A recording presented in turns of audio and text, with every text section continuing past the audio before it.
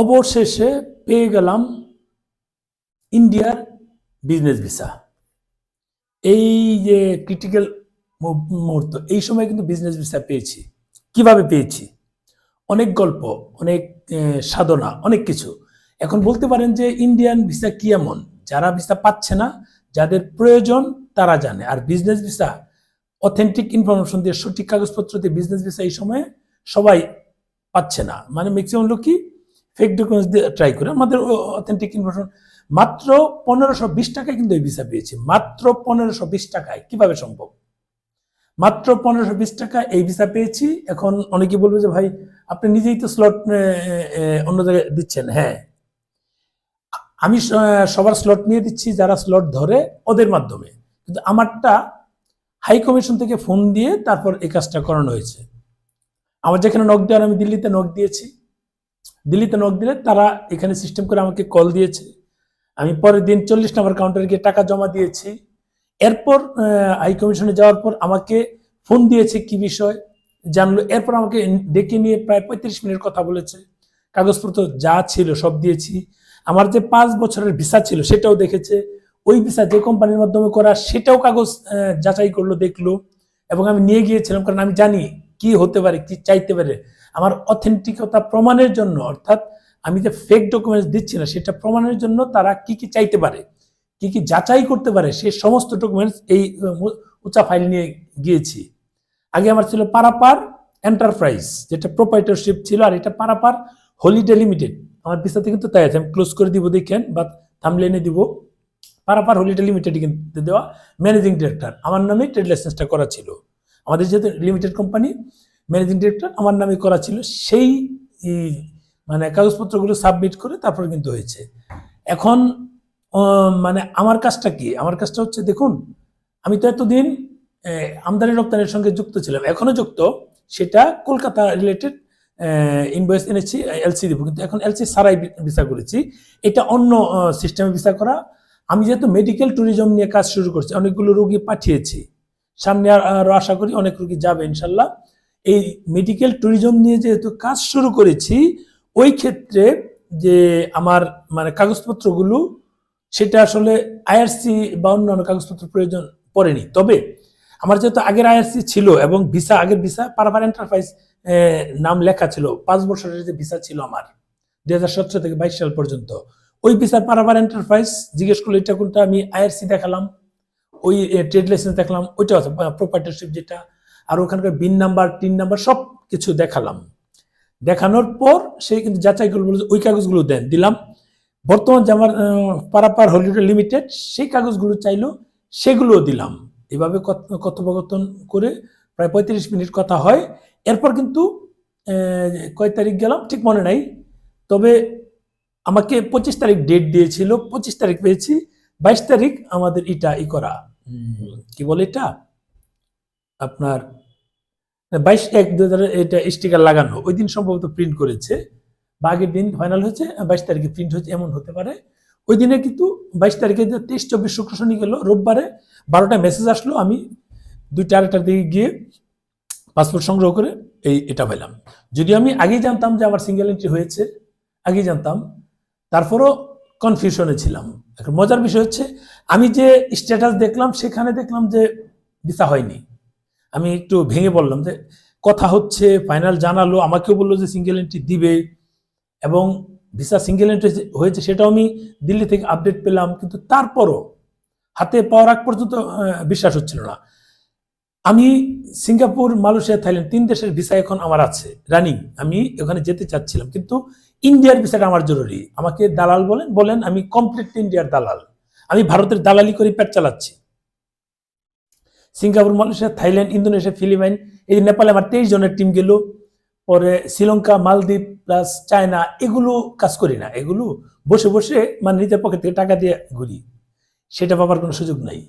ইন্ডিয়ার দালাল বলেন, ঠিক আছে, সেটা মেনে নিতে পারি, কিন্তু ইন্ডিয়া দিয়ে পেট চালাতে হয়, সেটা অতিরিক্ত হয়ে যায়, অতিরঞ্জিত হয়ে যাচ্ছে। এখন তো ব্যবসা বন্ধ, ইন্ডিয়ার তো কিছুই হচ্ছে না। আমি জুলাই থেকে ইন্ডিয়ার এই মেডিকেল ভিসা স্লটগুলো নেওয়া শুরু করলাম।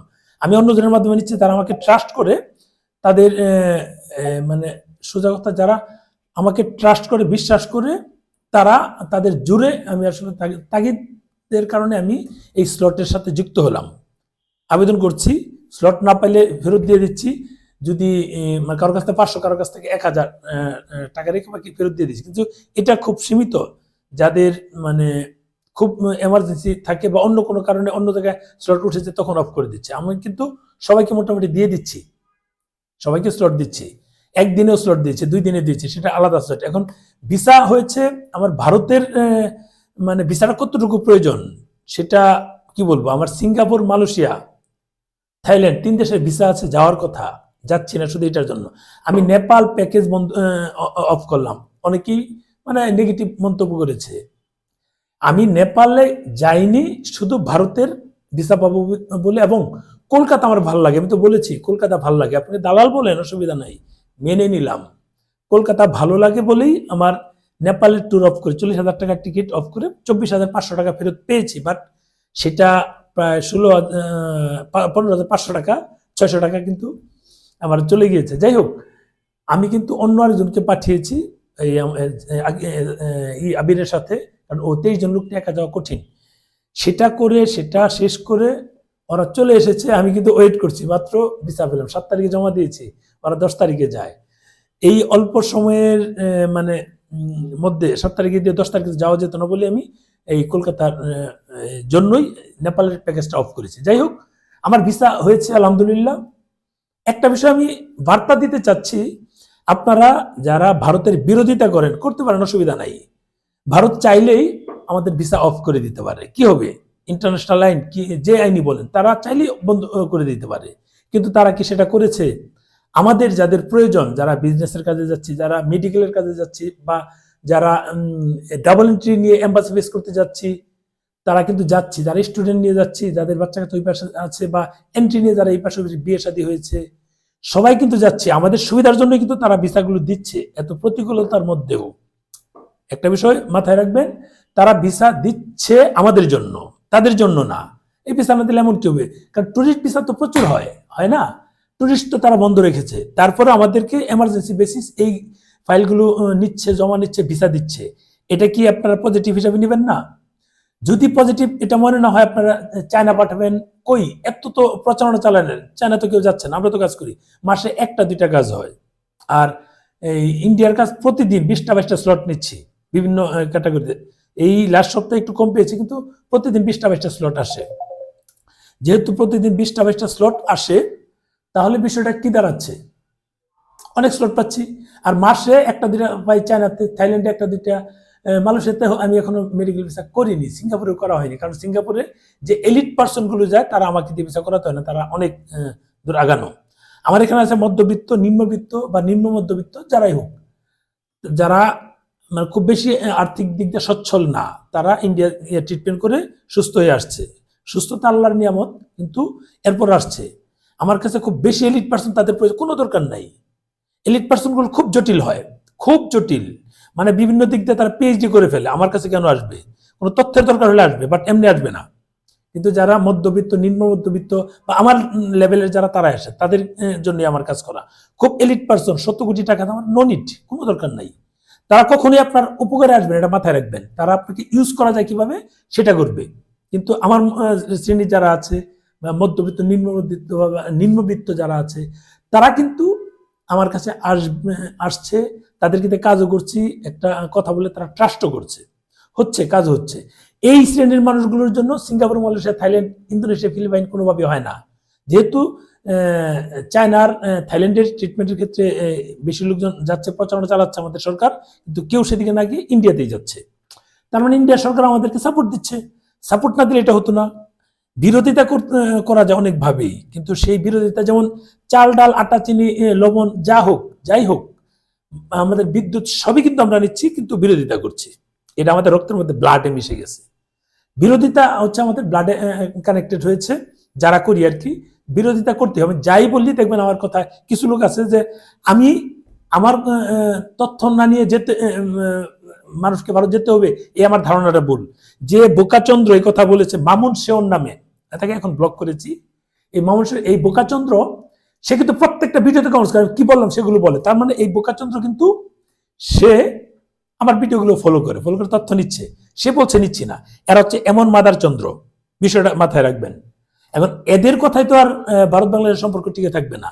আমাদের সাধারণ জনগণের চিন্তা করে কিন্তু সেই সম্পর্কটা থাকবে, আছে সামনে। আশা করি পজিটিভ যদি হয়, এটা আমার কাছে পজিটিভ মনে হচ্ছে। নির্বাচনের পর কে ক্ষমতায় আসবে সেটা সাবজেক্ট না, সাবজেক্ট হচ্ছে তারা নির্বাচিত সরকারের সাথেই কমিউনিকেশন করবে, এমনটাই কিন্তু পাচ্ছি। আজকেও কিন্তু এই জামায়াতের এক নেতা না কে জানি দেখলাম যে ভারত হাইকমিশন যে তাদের রিপাবলিকান ডে উপলক্ষে ভারতের লোকজন সুস্থতা কামনা করছে, এটা কিন্তু পজিটিভ দিক, মাথায় রাখবেন।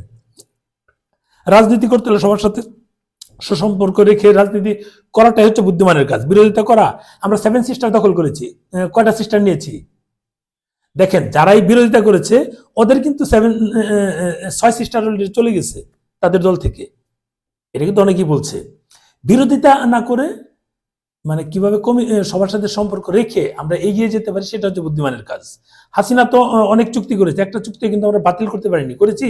পেরেছেন কেউ? কেন? বিদ্যুৎটা বাদ দেন, 1600 মেগাওয়াট প্রথমে বাদ দিয়ে দেন, 12 থেকে 10 নামাই দেন, ফুললি 10 নামাই দেন, তাহলে তো বুঝবো যে আপনার বাপের বেটা, আপনাদের জন্ম এখানে, অন্য জায়গায় না। সেটা তো না করতে পারছেন না। হাসিনা যা করেছে তাই আপনারা তারা হুবহু পালন করে যাচ্ছেন, কেন? দরকার তো নাই। হাসিনা যেগুলো করেছে আমরা সব ডিনাই করব, তাহলে তো আমরা হচ্ছে আমরা স্বয়ংসম্পূর্ণ, আমরা বাংলাদেশ হিসাবে পরিচিতি পাবো। সেটা কি হচ্ছে? হচ্ছে না। এরকম মানে আমাদের ময়মনসিংহে একটা কথা, চুগলখড়ি কথা, এগুলো বাদ দিয়ে যেটা প্রয়োজন সেটাই করেন। ভারত আমাদের প্রতিবেশী দেশ, সুসম্পর্ক বজায় রেখে আমরা আমাদের উন্নয়নটা কিভাবে ত্বরান্বিত করতে পারি সেটা করেন। সেটা করলে সবার জন্য ভালো, আমাদের জন্য ভালো। ক্ষমতায় কি আসবে, আবার বলছে ক্ষমতায় কি আসবে সেটা বিষয় না, যেই ক্ষমতায় আসুক, বিএনপি আসুক, জামাত আসুক, আওয়ামী লীগ তো আউট।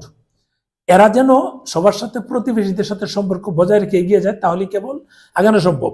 আপনারা পাকিস্তানে যেভাবে মাতামাতি নাচানাচি শুরু করছে, খেলার মধ্যেও দেখলাম পাকিস্তান বলেছে আপনারা খেলা অফ করে দিয়েছেন, পাকিস্তান কিন্তু ঠিকই খেলতে যাচ্ছে। বুঝলেন বিষয়টা? আপনাকে পুকুরে নামাই দিয়ে তারা এই চারদিক দিয়ে ঘেরাও দিয়েছে, আপনারা যেন উঠতে না পারেন, ওখানে পুকুরের মধ্যে তলিয়ে মরেন। এই হচ্ছে অবস্থা। এইগুলো করলে তো আর আমাদের ক্ষতি, তাদের কোনো ক্ষতি না। ভালো থাকবেন।